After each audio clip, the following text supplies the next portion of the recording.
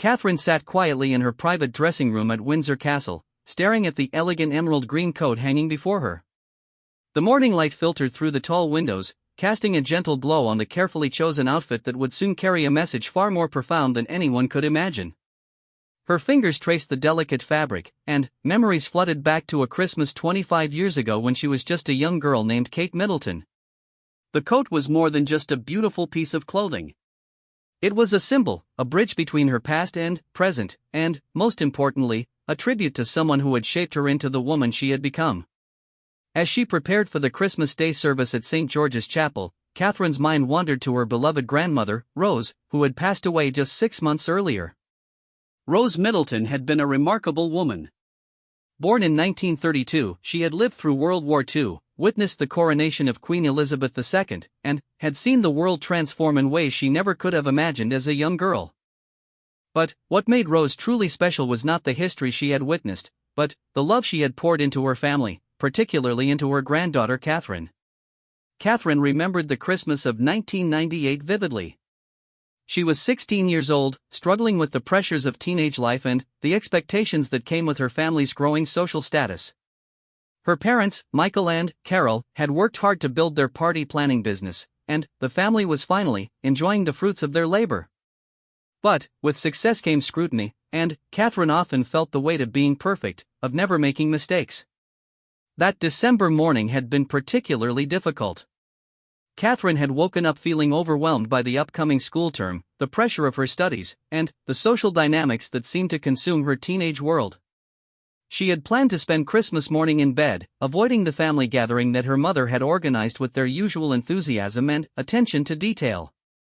Rose had knocked gently on Catherine's bedroom door at their family home in Bucklebury. When Catherine called for her to come in, her grandmother entered carrying a cup of tea and wearing the most beautiful emerald green coat Catherine had ever seen. The coat was vintage, clearly from another era, but it fit Rose perfectly and made her look absolutely radiant. "My darling girl," Rose had said, settling on the edge of Catherine's bed, "I have something to tell you about this coat." Catherine had looked up from under her covers, immediately drawn to the rich color and elegant cut of the garment. "It's beautiful, Grandmama. Where did you get it?" Rose smiled, her eyes twinkling with the wisdom that comes from decades of life experience. "This coat was given to me by your grandfather on our first Christmas together as a married couple in 1953. We had very little money then. He was just starting his career, and I was working as a secretary to help make ends meet. But Harold had saved every penny he could for months to buy me something special." She paused, smoothing the fabric with her weathered hands. "When he presented it to me on Christmas morning, I cried. Not because it was expensive, though it was more than we could really afford, but because of what it represented. He told me that green was the color of hope, of new beginnings, and of the life we would build together." Catherine sat up in bed, suddenly interested despite her teenage sullenness. "What happened then?" "We wore our finest clothes to Christmas service that year, even though we were the youngest and probably the poorest people in that grand old church. But when I put on this coat, I felt like I could conquer the world. Not because of how I looked, but because I remembered who I was and what I was capable of achieving." Rose reached over and took Catherine's hand. "You see, my dear, clothing is never just about fashion. When we choose to wear something special, we're telling the world who we are and what we stand for. We're honoring the people who love us and the values they've taught us." That Christmas morning, Rose had convinced Catherine to join the family for their traditional Christmas walk through the Berkshire countryside. Catherine had reluctantly agreed, throwing on jeans and a sweater, but she couldn't stop thinking about her grandmother's words. As they walked through the frost-covered fields, Rose linking arms with her granddaughter, she continued to share stories of Christmases past. "I wore this coat every Christmas for the first 10 years of my marriage," Rose explained as they paused to watch a robin perched on a fence post. "Through good times and difficult ones. The Christmas when your grandfather lost his job, the Christmas when I had my first miscarriage, the Christmas when your father was born. This coat saw it all." Catherine looked at her grandmother with new eyes. She had always known Rose was special, but she was beginning to understand the depth of her strength and wisdom. "Why are you telling me this, Grandmama?" Catherine asked. Rose stopped walking and turned to face her granddaughter fully. "Because I see you struggling, my darling. I see you trying so hard to be perfect, to meet everyone's expectations, to never disappoint anyone. But perfection isn't what makes a person remarkable. It's authenticity, kindness, and the courage to be yourself even when the world is watching." They continued their walk in comfortable silence for a while, the winter air crisp and clean around them. Catherine found herself really looking at the countryside for the first time in months, noticing the beauty in the bare trees, the way the frost made everything sparkle, the peaceful quiet that seemed to settle over the world on Christmas morning. "I want to give you something," Rose said suddenly, as they approached a small stone bridge over a babbling brook. "But not the coat itself. That will come to you someday when I'm no longer here to wear it. Today, I want to give you the lesson the coat taught me." Catherine waited, sensing this was a moment she would remember forever. The most important outfit you can ever wear is confidence in who you are and compassion for others. "Everything else is just decoration," Rose said simply. "When you remember that, you'll never worry about fitting in again, because you'll be too busy making a difference." They spent the rest of that Christmas day together, Rose telling stories of her youth, her courtship with Catherine's grandfather, the early days of raising Catherine's father, and the countless small moments that had made up a life well lived. Catherine found herself laughing more than she had in weeks, feeling lighter and more hopeful about her future. That evening, as the family gathered around the fireplace, Catherine noticed how Rose commanded the room without ever raising her voice or demanding attention. She simply listened with genuine interest when others spoke, offered comfort when someone shared a worry, and radiated a kind of peaceful strength that drew people to her. "How does she do it?" Catherine whispered to her father as they watched Rose help Catherine's younger siblings with a jigsaw puzzle. Michael Middleton followed his daughter's gaze to his mother and smiled. "Your grandmother learned a long time ago that true elegance comes from how you treat people, not from what you own or where you come from. She's never forgotten what it felt like to be young and uncertain, so she makes everyone feel valued and understood." As the years passed, Catherine carried that Christmas lesson with her through the challenges of young adulthood. When she started at the University of St. Andrews, when she met William, when she navigated the complexities of dating someone in the public eye, and especially during those difficult early years when the media scrutinized her every move, she remembered her grandmother's words about authenticity and compassion. Rose had been Catherine's confidant through it all. When the relationship with William hit rough patches, Rose reminded her that real love required patience and understanding. When the media dubbed her Weighty Katie, Rose helped her see that taking time to be sure about such an important decision was a sign of wisdom, not weakness. When Catherine felt overwhelmed by the prospect of joining the royal family, Rose assured her that she had been raised with exactly the values she would need to serve others with grace. Now, 25 years later, Catherine sat in Windsor Castle preparing for Christmas service as the Princess of Wales. Rose had passed away peacefully in her sleep the previous June, still wearing her emerald green coat during her final Christmas the year before. True to her word, Rose had left the coat to Catherine, along with a letter that Catherine had read countless times since the funeral. "My dearest Catherine," the letter began in Rose's familiar handwriting. "If you are reading this, then I have gone to join your grandfather, and this coat has found its way to you as I always intended. I hope you will wear it with pride, not because it is expensive or fashionable, but because it carries the love of generations of women who understood that true beauty comes from service to others." The letter continued with specific memories Rose wanted Catherine to carry forward, lessons about resilience during difficult times, and hopes for Catherine's future role as a mother and public figure. But it was the final paragraph that had brought Catherine to tears every time she read it. "You have grown into exactly the woman I prayed you would become. You lead with your heart, you treat everyone with dignity regardless of their station in life, and you understand that privilege is responsibility, not entitlement. When you wear this coat, remember that you carry not just my love, but the hopes of every young girl who needs to believe that kindness and authenticity matter more than perfection." Catherine stood up from her dressing chair and approached the emerald green coat. The style had been updated slightly by the royal dressmakers to suit the current fashion while maintaining the classic elegance that had made it so special to Rose. As she slipped her arms through the sleeves, Catherine felt the familiar comfort of her grandmother's presence. Today's Christmas service would be particularly meaningful. It would be the first Christmas since Rose's passing, and Catherine had chosen to honor her grandmother's memory by wearing the coat and by making an announcement that she knew would have made Rose proud.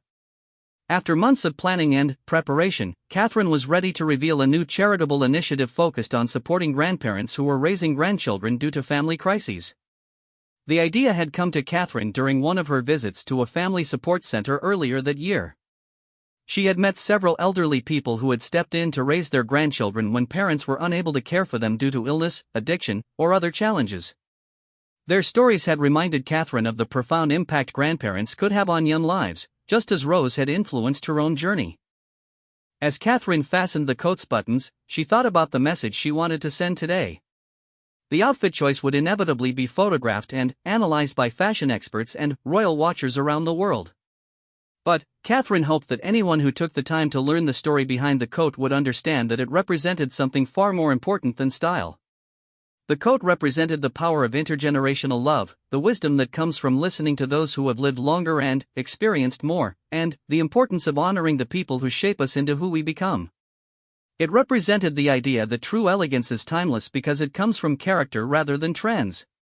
Catherine checked her reflection one final time, adjusting the simple pearl earrings that had also belonged to Rose. She thought about all the Christmas mornings yet to come, when she would share Rose's stories with her own children, helping them understand the remarkable woman who had helped shape their mother's values and worldview. The Princess of Wales took a deep breath, smoothed the emerald fabric one last time, and prepared to step into the role that Rose had unknowingly prepared her for decades earlier. Today, she would wear her grandmother's coat not just as a tribute to the past, but as a promise for the future, a commitment to carry forward the lessons of authenticity, compassion, and service that had been passed down through generations of remarkable women. As Catherine walked toward the door of her dressing room, she whispered a quiet thank you to the grandmother who had taught her that the most important outfit anyone could wear was the confidence to be genuinely, authentically themselves while dedicating their life to lifting others up. The emerald green coat rustled softly as she moved, carrying with it the love, wisdom, and hopes of a woman whose influence would continue to shape the royal family for generations to come. The corridors of Windsor Castle echoed with Catherine's footsteps as she made her way toward the private family quarters where William and the children were waiting. The emerald green coat moved gracefully with each step, and Catherine could almost feel Rose's presence walking beside her. The morning sun streamed through the ancient windows, creating patterns of light that danced across the stone walls and reminded Catherine of the countless royal Christmases these halls had witnessed. William looked up from helping George adjust his tie when Catherine entered the sitting room. For a moment, he simply stared, recognizing immediately that this was not just another royal outfit but something deeply personal and meaningful. After 14 years of marriage, he had learned to read the subtle signs that indicated when Catherine was honoring someone special or carrying forward a family tradition. The emerald coat, he said softly, understanding immediately. Today feels right for it. Catherine nodded, her eyes bright with unshed tears. Rose always said that Christmas was about remembering the love that surrounds us, even when we can't see it anymore. I thought today would be the perfect day to carry her with us in a visible way.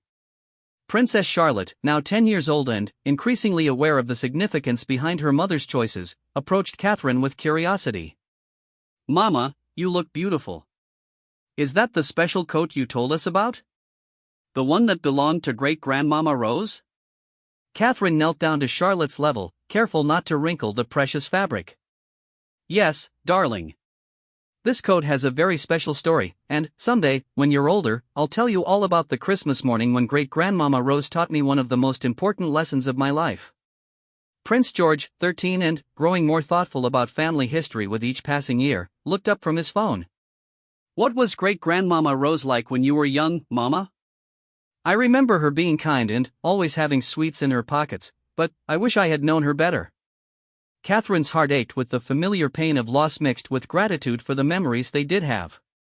Rose had passed away when Louis was only 7, Charlotte was 9, and George was 12. While they had known her love, they hadn't had the chance to truly understand the remarkable woman she had been or to benefit from her wisdom the way Catherine had during her formative years. "She was exactly like you remember, but so much more," Catherine began, settling into a chair so she could properly share memories with her children. "Great-grandmama Rose had this incredible ability to make everyone feel special and important.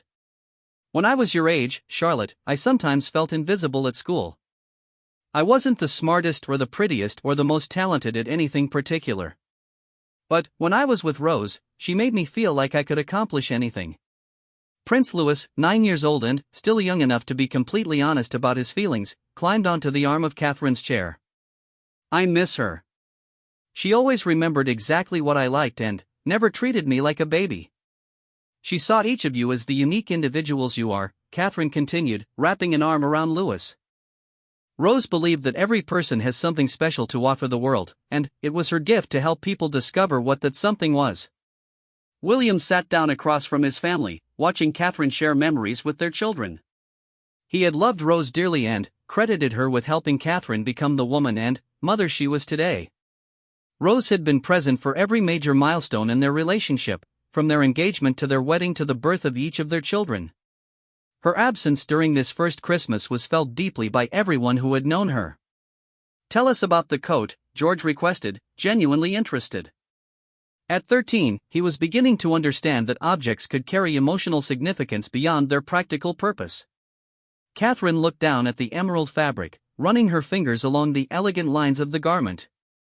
This coat was a Christmas gift from your great-great-grandfather Harold to Rose on their first Christmas as a married couple. They had very little money at the time, but he had saved for months to buy her something beautiful. She paused, remembering how Rose's eyes had sparkled when she first told this story decades earlier. But what made it special wasn't the cost or even how beautiful it was. It was what it represented. Harold told Rose that green was the color of hope and new beginnings. Every time she wore it, she remembered that their love was strong enough to build a wonderful life together, no matter what challenges they might face. Charlotte reached out to touch the fabric gently. It's so soft. Did great-grandmama Rose wear it every Christmas? For many years, yes. Through happy Christmases and difficult ones. She wore it when your grandfather Michael was born, when Harold lost his job and they weren't sure how they would pay their bills, when I was born, and when each of you were born, if she could be there. William leaned forward, adding to the story. I remember the first Christmas I spent with your mama's family. Rose was wearing this coat, and I was terrified because I wanted so much for her family to like me. Rose took me aside and told me that anyone who made Catherine happy the way I clearly did would always be welcome in their family. Catherine smiled at the memory. That Christmas had been a turning point in their relationship, when William realized that Catherine's family would love and accept him not because of his title, but because of who he was as a person and how he treated Catherine. What I want you to understand about this coat, Catherine continued, is that it represents the kind of love that lasts beyond a lifetime. Rose wore it to show respect for the man who loved her and to remember the promises they made to each other. Today, I'm wearing it to honor her memory and to remember the promises I made to myself about the kind of mother and person I want to be. The family finished their preparations in comfortable togetherness, each child asking more questions about Rose and the family stories that connected them to previous generations. Catherine found herself sharing memories she hadn't thought about in years, stories about Rose's garden where she grew vegetables during World War II, her volunteer work at the local hospital, and the way she always made Christmas dinner feel magical even during years when money was tight. As they prepared to leave for the church service, Catherine caught sight of herself in the ornate mirror that had hung in the same location for over a century. For just a moment, she could see Rose in her reflection, not in her physical features, but in the confidence and grace that came from knowing she was carrying forward something precious and important. The short drive to St. George's Chapel was filled with excited chatter from the children about Christmas dinner, presents, and the cousins they would see later in the day. But Catherine found herself thinking about the announcement she would make after the service, the charitable initiative that had been months in planning and that she knew would honor Rose's memory in the most meaningful way possible. During one of their last conversations, Rose had expressed concern about the increasing number of grandparents who were raising grandchildren due to family crises. She had met several such grandparents through her volunteer work at the community center, and their stories had touched her heart deeply. These are people who thought they had finished raising children, Rose had told Catherine during a quiet afternoon tea in her garden. They're often in their 60s or 70s, living on fixed incomes, and, suddenly, they're responsible for energetic young children who have already experienced trauma or loss. They need support, but they're often too proud to ask for help. Rose had suggested that there should be better resources for these families, financial assistance, counseling services, educational support, and social activities that would help both the grandparents and the children feel less isolated. Catherine had listened carefully, taking notes and asking questions, not realizing at the time that this would become the foundation for her next major charitable project. As their car pulled up to St. George's Chapel, Catherine could see the crowds of well-wishers gathered despite the cold December morning. The sight of people who had given up their Christmas morning to share in this tradition never failed to move her. Many of them were families with children, elderly couples, and individuals who had traveled considerable distances just to be part of this moment. "Look, Mama," Charlotte whispered, pointing to an elderly woman near the front of the crowd who was waving enthusiastically. "She reminds me of great-grandmama Rose." Catherine followed Charlotte's gaze and saw a woman who appeared to be in her 80s, bundled in a warm coat and holding the hand of a young boy who was probably her grandson. The sight brought tears to Catherine's eyes as she thought about how many grandparents like Rose were quietly playing crucial roles in children's lives all around the world. As the family exited their vehicle and began walking toward the chapel entrance, Catherine made brief eye contact with the elderly woman Charlotte had noticed. The woman's face lit up with such pure joy that Catherine felt compelled to approach her despite the security protocols that usually kept the royal family at a distance from the crowds. "Good morning," Catherine said warmly, stepping closer to the barrier.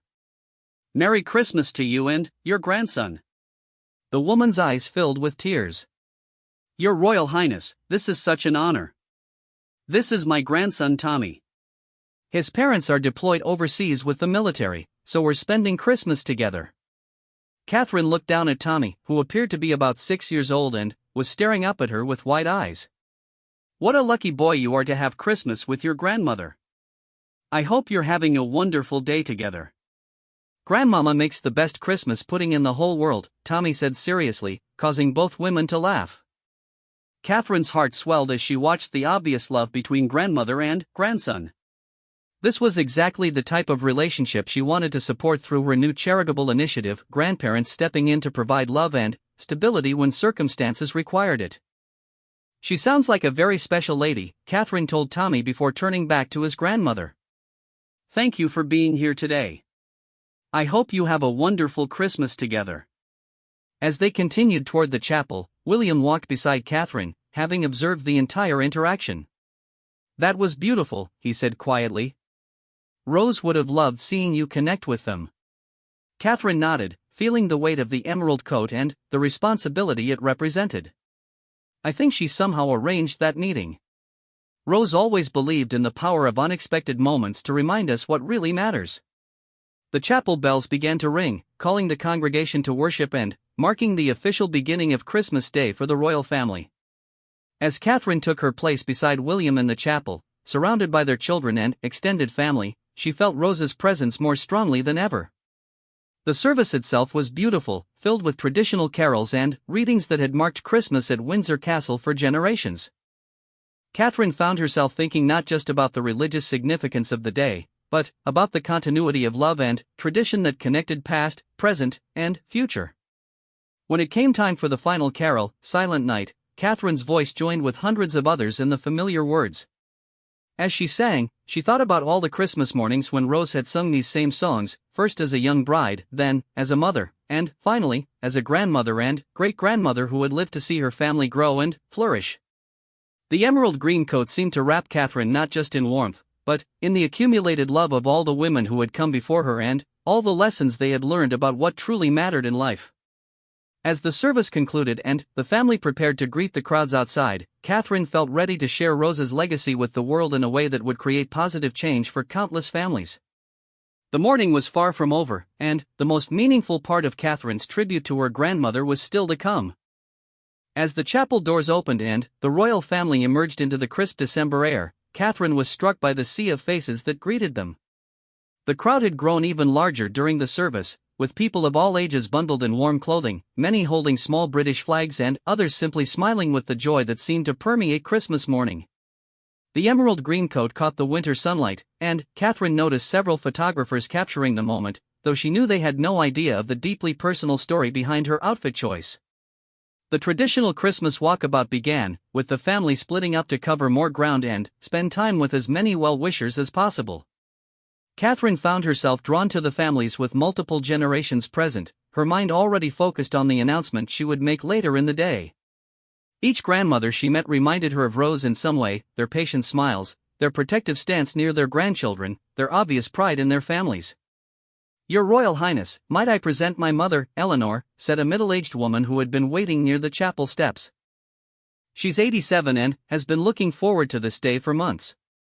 Catherine approached Eleanor, who was seated in a wheelchair but whose eyes sparkled with alertness and warmth. "Eleanor, what a pleasure to meet you.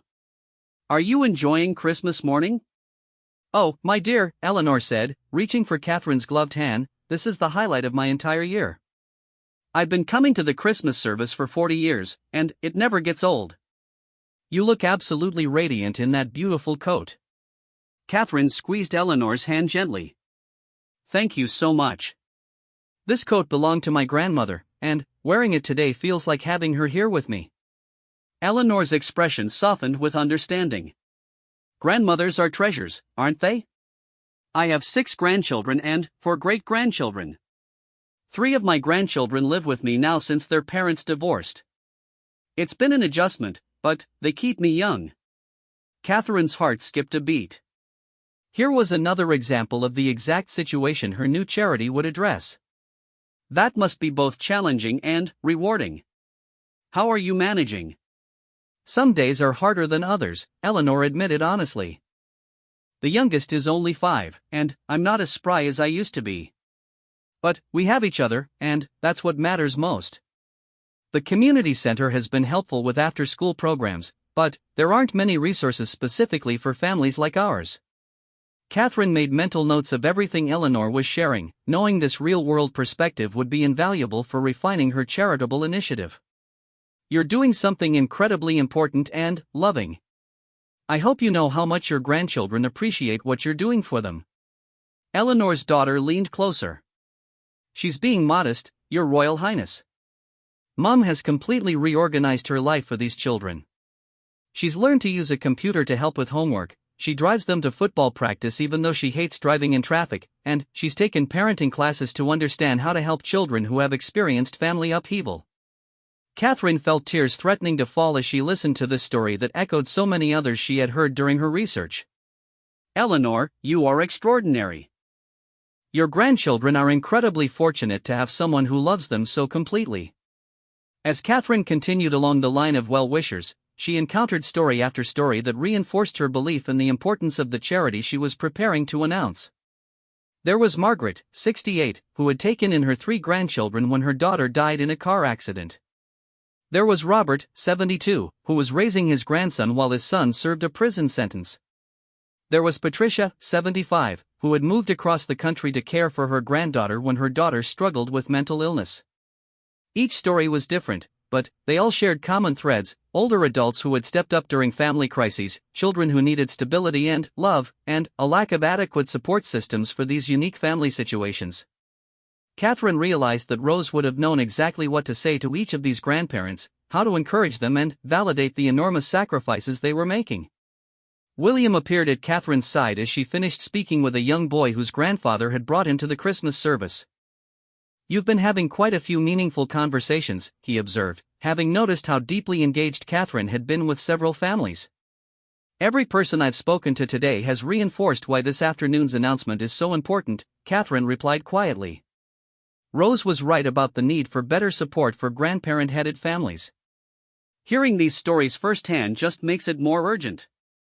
After spending nearly an hour with the crowds, the royal family made their way back to Windsor Castle for the traditional Christmas lunch. The Great Hall had been decorated with garlands of holly and ivy, and the long table was set with the finest china and crystal. Despite the formal setting, the atmosphere was warm and familial, with conversations flowing naturally and children's laughter punctuating the meal. Catherine found herself seated next to Princess Anne, who had always been someone she could confide in about charitable work and public service. As they enjoyed the first course, Catherine shared some of the stories she had heard that morning and her plans for the afternoon announcement. "It sounds like a cause Rose would have been passionate about," Anne said thoughtfully. "She always had a soft spot for children who needed extra support, and she understood better than most how much grandparents contribute to family stability." "I keep thinking about something she told me years ago," Catherine said, adjusting the emerald coat she had chosen to wear throughout the day. She said that the most important legacy we can leave is not what we accomplished for ourselves, but what we made possible for others. This charity feels like a way to honor that belief. And nodded approvingly. The timing is perfect too. With so many families facing challenges in today's world, grandparents are often the unsung heroes holding everything together. Giving them proper support and recognition is overdue. As lunch concluded, Catherine excused herself to make final preparations for the announcement. She had scheduled a brief press conference for mid-afternoon, timed so that the news could be included in Christmas Day broadcasts but wouldn't overshadow the morning's religious observance. In her private study, Catherine reviewed her notes one final time. The charity, which would be called Rose's Legacy, supporting grandparent families, had been developed over 6 months with input from social workers, child psychologists, financial advisors, and, most importantly, grandparents who were currently raising grandchildren. The initiative would provide financial assistance, educational resources, respite care, legal support, and social activities designed to reduce isolation and build community among these families. Catherine had also arranged for the charity to partner with existing organizations rather than creating entirely new infrastructure. This approach would allow them to maximize impact while minimizing administrative costs, ensuring that donations would go directly to helping families rather than supporting bureaucracy. The funding would come from a combination of sources: private donations, corporate partnerships, government grants, and proceeds from a special collection of children's books that Catherine was commissioning. The books would feature stories about the special relationship between grandparents and grandchildren, with all profits supporting the charity's work. As Catherine prepared for the press conference, she thought about Rose's reaction to these plans. Her grandmother had always believed in practical solutions to real problems, and Catherine knew she would have appreciated the comprehensive approach they had developed. Rose would have especially loved the idea of the children's books, as she had been an avid reader who had instilled a love of literature in Catherine and her siblings. The press conference was held in the castle's blue drawing room, with a small group of carefully selected journalists and photographers. Catherine had chosen this intimate setting deliberately, wanting the focus to be on the substance of the announcement rather than the grandeur of the surroundings. When Catherine entered the room, still wearing Rose's emerald coat, the assembled media immediately understood that this was not just another royal announcement but something deeply personal. The way Catherine carried herself, the careful choice of location, and, most obviously, the significance of the coat itself all signaled that this moment had special meaning. "Thank you all for joining me on Christmas Day," Catherine began, her voice clear and confident. "I want to share with you today something that has been very close to my heart, particularly as we approach the first Christmas since my grandmother Rose passed away earlier this year." She paused, allowing her genuine emotion to show. "Many of you have asked about this emerald coat, and I want to tell you that it belonged to my grandmother. She wore it every Christmas for decades, and it represented for her the love, hope, and commitment that defined her approach to family and life." Catherine went on to explain the story behind the coat, sharing some of the lessons Rose had taught her and connecting those values to the work she was announcing. Rose spent her final years volunteering with families in crisis, and she became particularly concerned about grandparents who find themselves raising grandchildren due to various family circumstances. The room was completely silent as Catherine described the challenges these families faced and the lack of adequate support systems. She shared some of the stories she had heard that morning, being careful to protect the privacy of the families involved while illustrating the real need for assistance. "Today, I am honored to announce the launch of Rose's Legacy, supporting grandparent families," Catherine continued, outlining the comprehensive services the charity would provide. "This initiative is my tribute to my grandmother's belief that love and support should be available to every child, and that the adults who step up to provide that love deserve our recognition and assistance." She described the various components of the charity, from financial assistance to educational programs, and explained how people could get involved either as volunteers or donors. Catherine also announced that she would be making regular visits to grandparent-headed families to better understand their needs and ensure the charity remained responsive to real-world challenges. "Wearing my grandmother's coat today is not just about honoring her memory," Catherine concluded. "It's about carrying forward her commitment to service and her belief that we all have a responsibility to support the most vulnerable members of our society. These grandparents are heroes who deserve our admiration and our practical support." The questions that followed were thoughtful and substantive, focusing on the mechanics of how the charity would operate and the specific needs it would address. Catherine answered each question with the thoroughness that came from months of careful preparation and genuine passion for the cause. As the press conference concluded, Catherine felt a deep sense of satisfaction and connection to Rose's memory. The emerald coat had carried her through this important moment, and she knew that her grandmother would have been proud of both the announcement and the way it had been presented. The rest of Christmas Day was spent in quiet celebration with family, but Catherine's mind was already moving forward to the work that lay ahead. The charity would officially launch in the new year, and she knew it would require significant time and attention to ensure its success. But, as she looked around the table at her own children and thought about all the grandparents who would benefit from Rose's legacy, Catherine felt energized by the prospect of turning grief into positive action. The emerald coat hung carefully in Catherine's dressing room that evening, having fulfilled its special purpose for the day. But Catherine knew this was just the beginning of how Rose's influence would continue to shape her work and her approach to public service. Tomorrow would bring new challenges and opportunities, and Catherine was ready to meet them with the wisdom and grace her grandmother had taught her to carry forward. 3 months had passed since Catherine's Christmas Day announcement, and the response to Rose's legacy had exceeded even her most optimistic expectations. As she sat in her office at Kensington Palace on a rainy March morning, surrounded by letters, emails, and reports about the charity's early work, Catherine reflected on how much had changed since that meaningful Christmas Day when she first wore Rose's emerald coat in public. The coat itself hung in a place of honor in Catherine's private study, carefully preserved but ready to be worn again when special occasions called for Rose's presence to be felt. Catherine had already decided that she would wear it to the charity's first major fundraising gala in June, and again on the anniversary of Rose's passing. The coat had become more than clothing. It was a tangible reminder of the values and commitments that guided Catherine's approach to her royal duties. The morning's schedule included a visit to the Riverside Community Centre in East London, where Catherine would meet with 3 grandparent-headed families who had been among the first to receive support from Rose's legacy. These visits had become a regular part of Catherine's work, allowing her to see firsthand how the charity was making a difference and to identify areas where services might need to be adjusted or expanded. Catherine's assistant, Laura, knocked softly on the office door. "Ma'am, the car is ready, and I have the files for today's families. I thought you might want to review them once more during the drive." Catherine gathered her things, choosing a simple navy dress and jacket for the visit. While she loved the symbolic power of Rose's emerald coat, she had learned that for these family meetings, it was better to dress in a way that felt approachable and non-intimidating. The goal was to help families feel comfortable sharing their experiences honestly, not to create additional formality or distance. During the 40-minute drive through London traffic, Catherine reviewed the 3 family profiles. The first family consisted of 72-year-old Dorothy Williams and her 2 grandchildren, ages 8 and 11, whose mother had died in a car accident and whose father was unable to care for them due to his struggles with alcoholism. Dorothy had retired early from her job as a school secretary to become their full-time guardian, and Rose's legacy had provided financial assistance for childcare, educational support, and counseling services for all 3 family members. The second family was headed by 68-year-old James Patterson, a widower who had taken custody of his 4-year-old grandson when his son was deployed to Afghanistan and his daughter-in-law struggled with severe postpartum depression.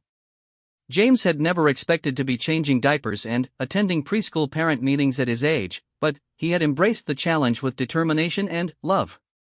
The charity had connected him with other grandfather caregivers and provided funding for a part-time nanny to help during the most demanding hours of the day.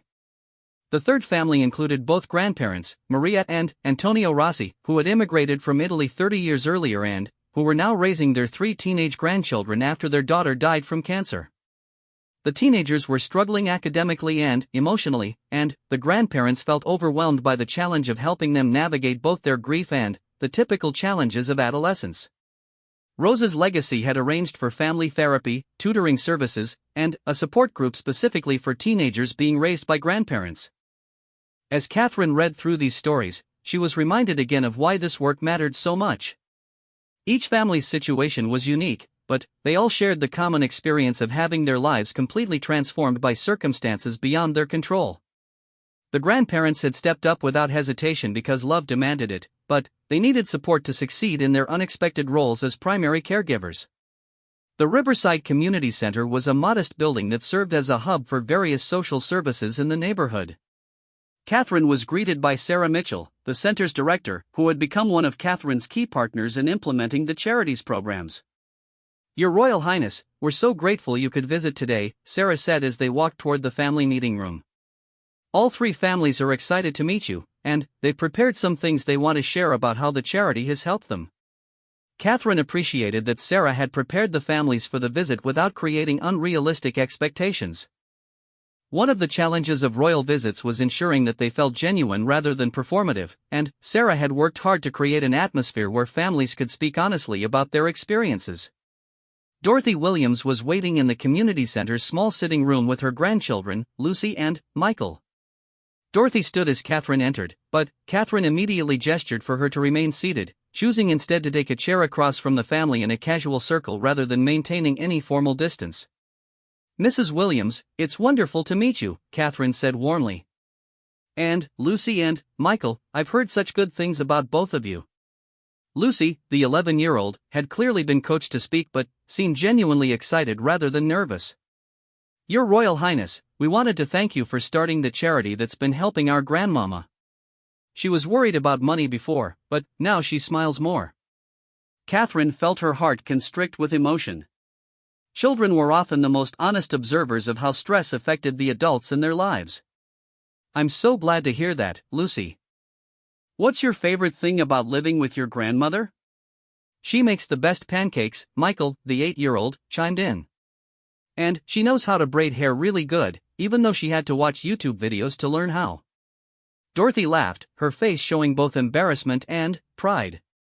"I never had daughters, Your Royal Highness, so when Lucy came to live with me, I realized I had no idea how to do girl things.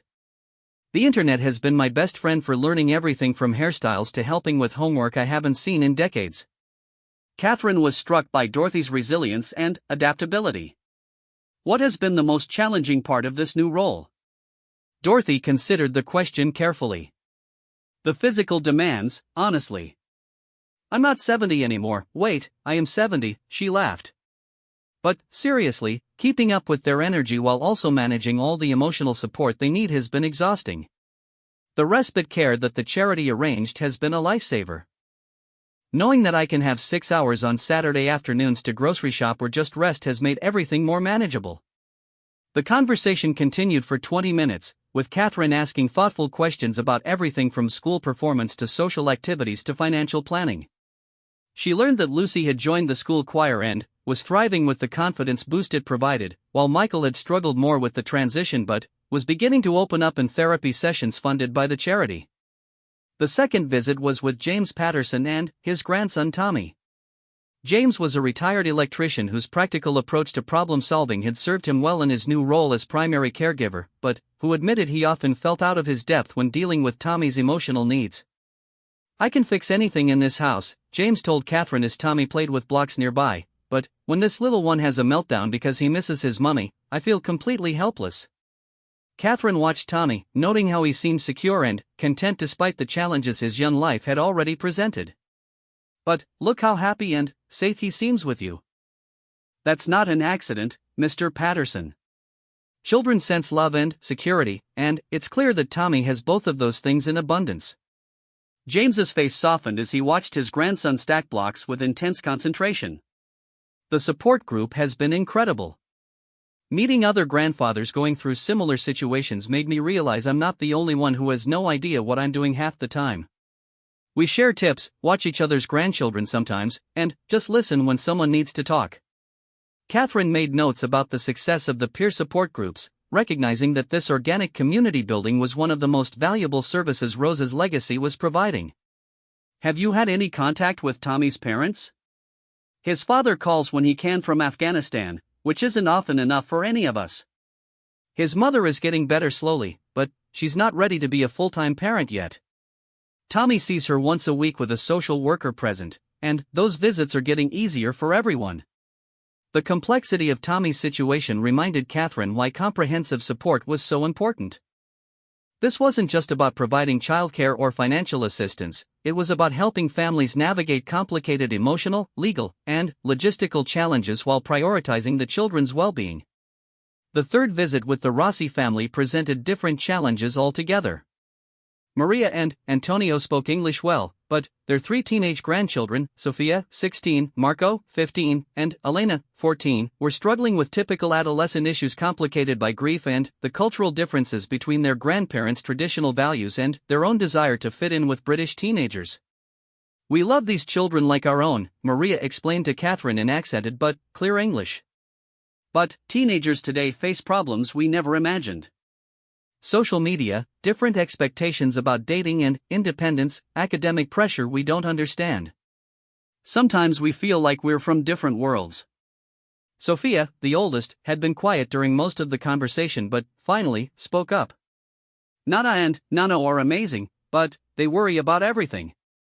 They think if I go to a sleepover, something terrible will happen. They don't understand that everyone my age has a mobile phone and that group projects require meeting outside of school sometimes."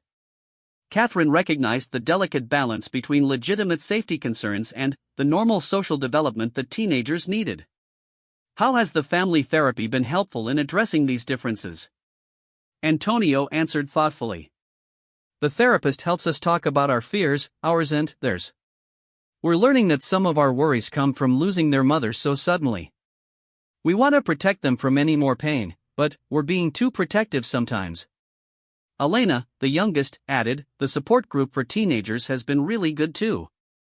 Meeting other kids who live with grandparents made me feel less weird. Some of their stories are way harder than ours, and seeing how they cope makes me realize we're actually pretty lucky." Catherine spent another half hour with the Rossi family, learning about the specific challenges faced by teenagers in grandparent care and the importance of age-appropriate support services. By the time she left the community center, Catherine had pages of notes about program improvements and expansion opportunities.